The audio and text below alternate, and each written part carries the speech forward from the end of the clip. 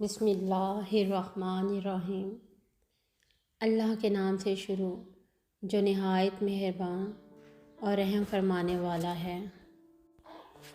جب انسان اپنے رب پر اس قدر بھروسہ کر لیتا ہے کہ اس کے علاوہ کوئی بھی اس کی ضرورت پوری کرنے والا نہیں، تو اللہ بھی اپنے بندوں کو مایوس نہیں کرتا۔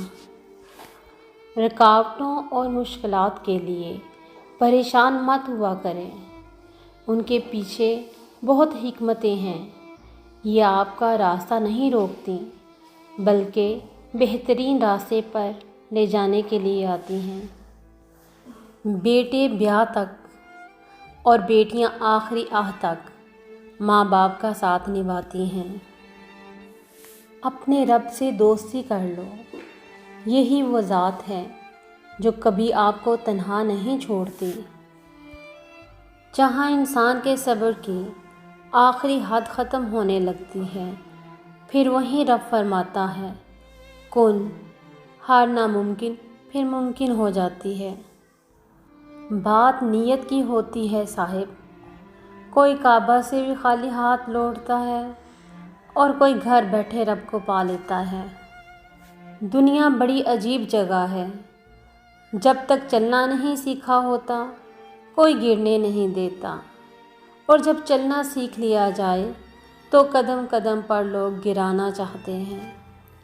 جو عرش کے خزانوں کا مالک ہے، کن کی طاقت رکھنے کے باوجود بھی اگر ہمیں کسی چیز سے محروم رکھتا ہے تو کوئی تو مصلحت ہوگی، اور بے شک وہ جانتا ہے اور ہم نہیں جانتے۔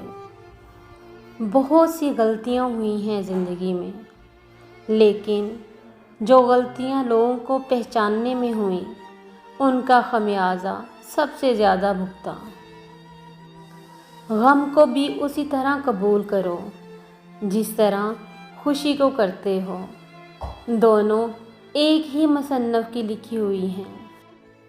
کسی انسان کو دکھ دینا اتنا آسان ہے جتنا سمندر میں پتھر پھینکنا، مگر کوئی یہ نہیں جانتا کہ وہ پتھر کتنی گہرائی میں گیا ہے۔ مت کرنا غرور اپنے آپ پر اے انسان، رب نے نہ جانے کتنے تیرے جیسے مٹی سے بنا کر مٹی میں ملا دیے۔